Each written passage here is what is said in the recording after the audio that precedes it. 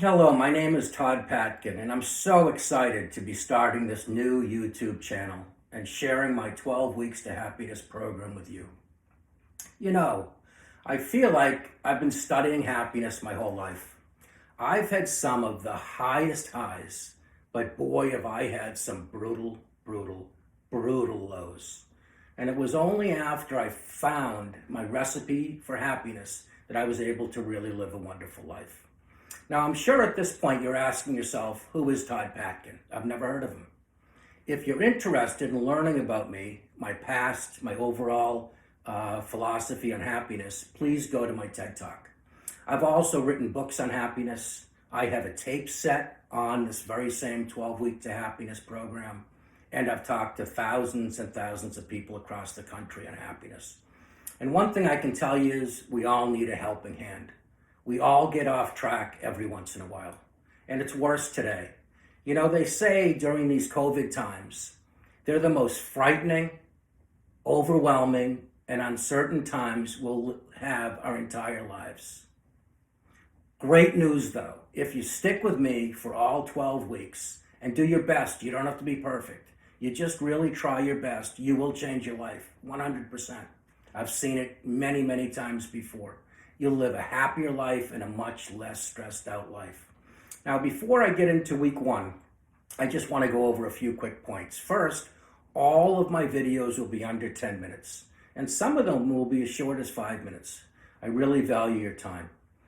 Also, each week, a new video will be coming out Tuesday at 4 o'clock. Next, I want to make clear that this isn't about money. You don't have to pay anything. This is a 100% free program.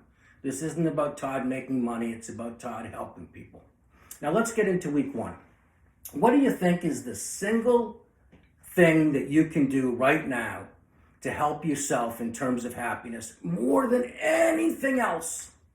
I'll tell you, it's your self-talk. And the problem is most of us talk to ourselves 24 hours a day, 7 days a week, a lot more harshly than would even talk to our own worst enemy. We say things to ourselves like, I can't believe how stupid I am. I screw everything up. I can't believe how ugly I am. I can't believe how fat I am. I must be the world's worst friend. How could I have said that to my best friend? I've got to be the worst mother in the whole world. I've got to be the worst father in the whole world. And this stuff's important because it affects you mentally, emotionally. Studies show it even affects you biologically. At the cell level, your cells react differently when you're building yourself up than when you're tearing yourself down. So the next logical question is, why would we do this? Why would almost everybody in America spend probably 9 times the amount of times beating themselves up than building themselves up? And I believe it goes back to the American success story. I'm sure you all know about the American success story, and it's a wonderful thing. Immigrants coming over from other countries, deciding they're going to work as hard as they possibly can and becoming more successful, and the next generation's more successful, and all of a sudden things are fantastic. The problem is there's a negative side to the American success story, and I'll use my own family as an example. My grandfather, Ruby, came over from Lithuania with nothing, but he had huge ambition. He wanted to be somebody, and he worked long hours. And what he would do is look at everything that he did wrong in a day and improve on it the next day. And the next day, he'd try to find everything else he did wrong. He'd never look at what he did right, because if he looked at what he did right, he'd take a break and party. If you asked Ruby, why are you willing to work so hard? Why are you only looking at what you did wrong? Why are you just beating yourself into the ground to do better? He'd say, because I want my kids to be happier, and I want their kids to be happier. The problem is we're not happier. Let me ask you a question. If you just look at what you do wrong and improve, it's called constant and never-ending improvement, will you be more successful? And the answer to that is, of course. If you're constantly improving on your failures, you're going to do better. But will you be happy if you're just looking at the things that go wrong? And the answer there is, of course, you'll be unhappy. I feel like it's an analogy that when we were younger, little kids, we rode right over when we made a mistake. Fall off the bike, get up, go right ahead. As we got older, I feel like contact lenses, again, this is just an analogy, were put over our eyes. But these are special contact lenses. They only allow us to look at the things we do wrong. They don't allow us to look at the things we do right. And so we go about our days, and when in a typical day we do 100 things right. You do. You brush your teeth right, you drive to work right, you eat right, but you may have one thing wrong. It's typical for a person, we're not perfect, and you focus on that one thing, you bring it home, you beat yourself up, and the next day you do the same thing. I believe that's how human beings work, and I think most of you today would probably agree with me. Now, assuming some of you are saying to yourself, that's not me, that's not how I do things, then I want to work another exercise. So I'd like to ask you to close your eyes, and I'd like you to picture your best friend's house and your best friend's family room, and your best friend is in the family room, and your best friend is really upset. Maybe they're crying, but they're very upset.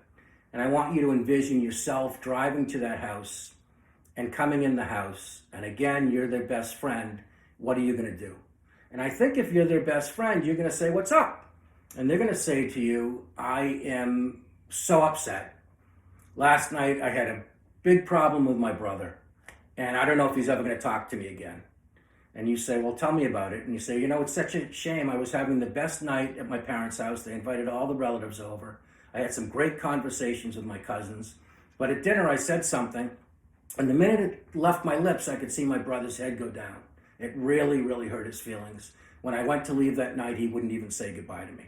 I think if you're her friend, or his friend, you would say, listen, you had a great night with everybody else. It's your brother, so of course your brother is going to make up with you at some point. Try not to let it bother you that much. Maybe you want to call your brother right now, but if not, let's go out. Let's take your mind off it. Let's grab a beer. Now, close your eyes again and picture your own house, your family room, and you're in the family room and you're upset because you're the one who went to your parents' house last night, had a great night, but said something about your brother, and your brother's not speaking to you now. Are you as nice to you as you were to your friend?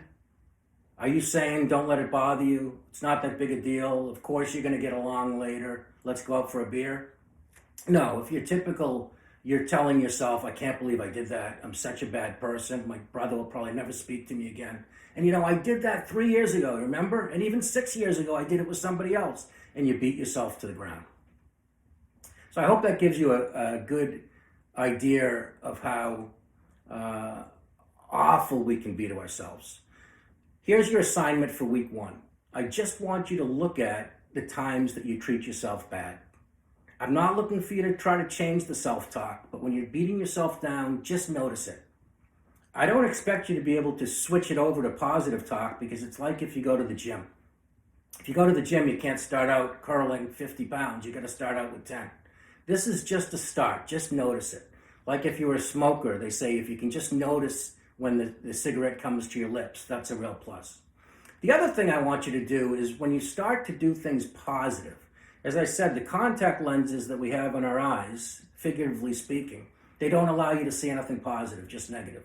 So this week, when you do something great, I want you to celebrate it. You make a great meal for the family, high five yourself. You do something great at work, high five. Have a good time with the kids, high five. So that's it. Catch yourself when you're being mean to you. Something good happens, celebrate it. Also, want to encourage you, if you enjoyed this video, to hit the like button, the share button, the subscribe button, and if you want to know when the next video is coming out, hit the alert button. Thanks so much for joining me. I'll see you next Tuesday at 4 o'clock.